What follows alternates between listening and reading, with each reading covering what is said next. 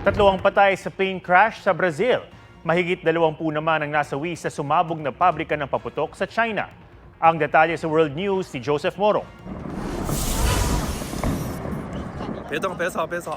May nagbagsak ng bomba sa lugar na ito sa Hunan Province sa China. Ang mushroom cloud resulta ng pagsabog sa isang pabrika ng mga paputok. Ilang gusali ang wasak, may mga punong nabawal at matindi ang amoy ng pulbura sa paligid. Agad rumisponde ang mga bombero. Gumamit na rin ng mga backhoe sa clearing operation. Sa datos sa mga otoridad, di bababa sa 26 ang patay, 61 ang sugatan.